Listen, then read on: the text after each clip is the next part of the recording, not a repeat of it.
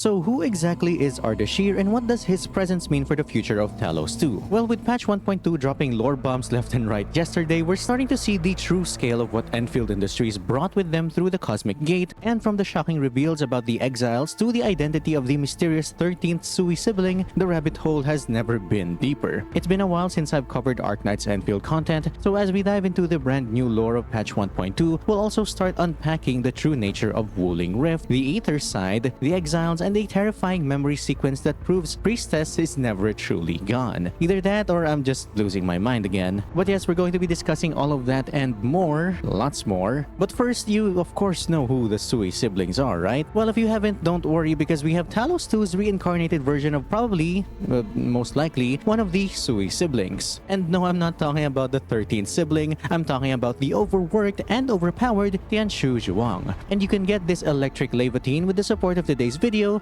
Loot Bar. I've said this before, I give fair warnings when using top-up sites, but Loot Bar has been pretty solid for me for quite a while now, keeping your account 100% secure with a pretty simple self-top-up option for Endfield. And of course, every top-up goes through the official route like you normally do in-game. So let's say you want Tianshi Zhuang like me but keep getting dupes of Li Feng. Well, with the new 1.2 banner, you can get the 194 Origiometry bundle through Loot Bar, which only costs around $58 instead of the usual $70. Plus, they even have a bundle made for a guaranteed Zhuang Fangyi. Using my link in the description and the comments below, you can get a total of 12% off when topping up, or you can use my code ARUISEKI-D1 and get 50% off on the monthly pass. Loot Bar also covers other gacha games with lots of 5-star reviews for both users and content creators, and they also have a Discord if you have any issues. So click on that link in the description to save big on your pulls, and I do hope you get the Tianshu Zhuang unlike me. And of course, big thank you to Loot Bar for supporting this video.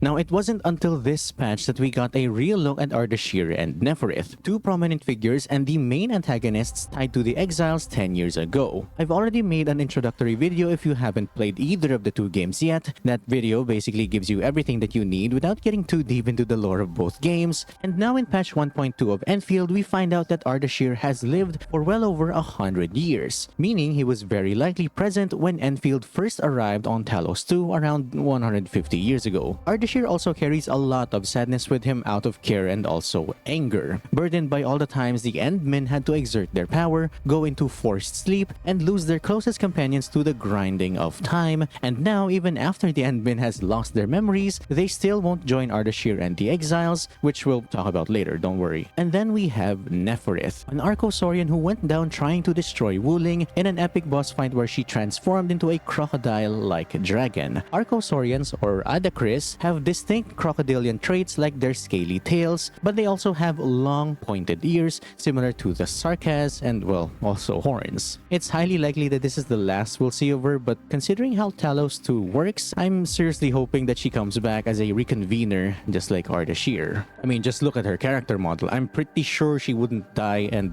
not be used anymore. But then again, this is Arknights we're talking about, and they do kill off a lot of really nice looking characters, so I don't really have my hopes up for this one.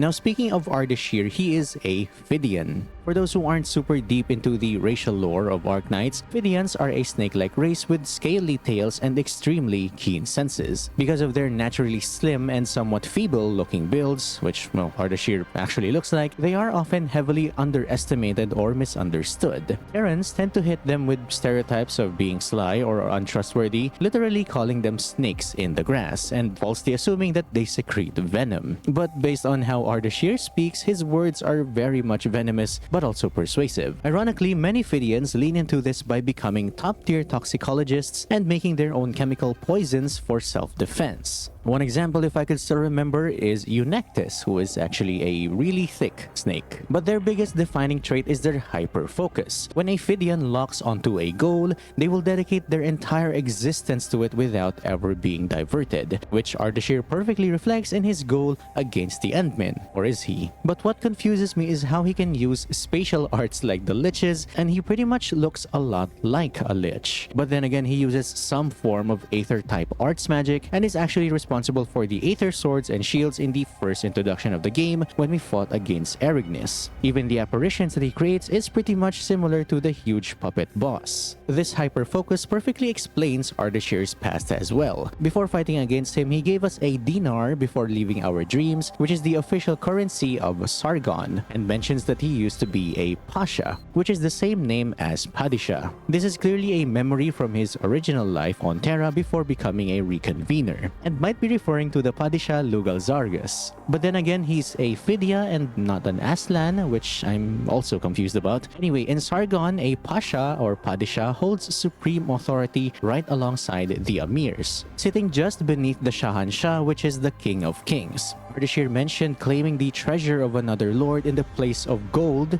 and windswept sands, but outright refused to tell us who it was. Now, I have no idea who this mysterious lord could be, so if you lore masters over there in Arknights could tell me, as well as where this place of gold and windswept sands is, then definitely tell me in the comments down below, because I cannot absorb all of this that quickly.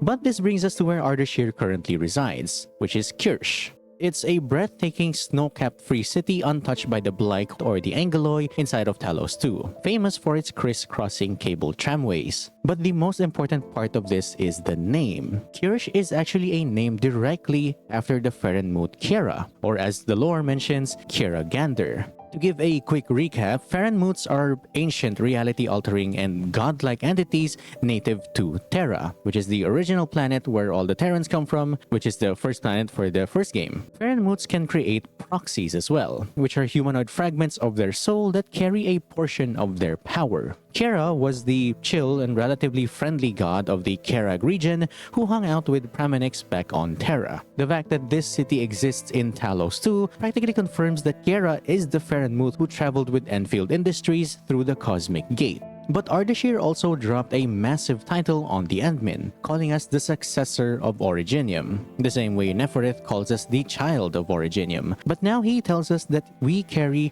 the future of both Terra and Talos 2. This phrasing is incredibly suspicious to me, because, well, doesn't that mean that Terra is no more? Was Terra destroyed?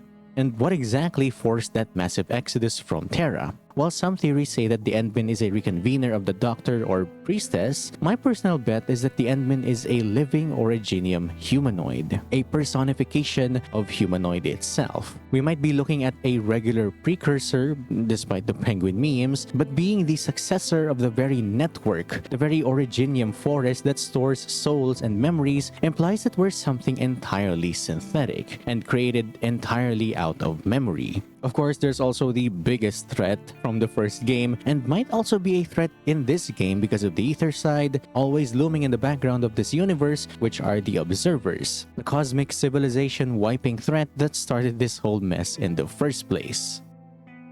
Now, moving on to Wuling City and the Ferenmut and the Suie siblings, we encounter our second Ferenmut in Talos 2. But unlike Kiera, who is a singular whole entity in Kirch, Wuling relies on the power of the Suie Ferenmut. In the original Arknights, Suie was a massive hostile Ferenmut that was shattered into 12 distinct siblings during the Great Hunt, and was responsible for the Yan Calamity. Each sibling of the 12 represents a specific aspect of culture or martial arts, like Nian for metalworking or Dusk for painting. For years, there have only ever been 12 Suie siblings, and it sparked a massive debate when Enfield teased a Ferenmut proxy in Talos 2, especially this character here. But in patch 1.2, we caught a glimpse of what everyone is calling the 13th Suie sibling. Here's the current working theory, or at least what I could gather from all the debates. This new proxy is tied to the Ferenmut heart located in Wuling, which is the Marker Stone, a concept created back in Da Huang by 3 specific Suie proxies: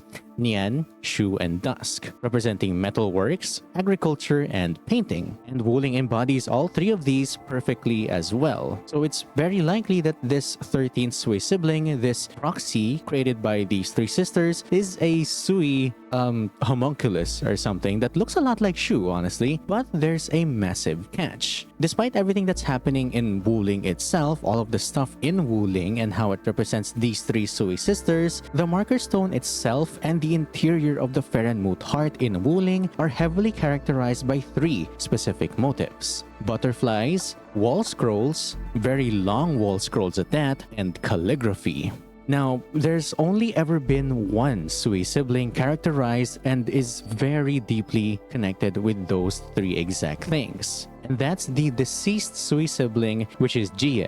Now, I absolutely love Gia's design, and from her color palette to her clothes, and it was a tragedy that she had to die in the original lore. But Shu and Dusk were incredibly close to her, and they were always the targets of Gia's affection and playfulness. Since reconveners exist, is it crazy to think that Nyan, Shu, and Dusk managed to reconstruct a reconvener of Gia? Or did they just make a random proxy that for some reason looks like Shu? Even if the proxy and the Ferenmut herself we see ends up acting more like Shu, and honestly, I'm fine with her being Shu, I'm still placing my bets on Gia making an appearance in this game. And I will remember this day. I'll happily die on this hill along with Gia. Now this brings us to the Wuling Rift itself and the Aether side. If you look at the specific underground Wuling Rift, it straight up looks like a massive Stargate. Now, I've mentioned before in my previous video that the Stargate itself is also the reason for all of the Angeloi to start spawning into Talos 2. So maybe using the Stargate created these rifts. And maybe the Stargates itself are actually rifts of the Aether side, and we just didn't know. If I could remember, the Stargate in Arknights also spawned similar creatures like this as well, which are collapsals. And the Aether power radiating off of it is pure Stargate unexplainable Aether side abominations. If we dig into how the cosmology of this universe actually functions, then the Aether side might not just be some alternate portal. It's probably how you can find or be observed by the observers. Ardashir even asks you to see the origin of all things. And well, if the origin of all things is the observers, then maybe the observers are hiding in the Aether side. Think of the Stargate as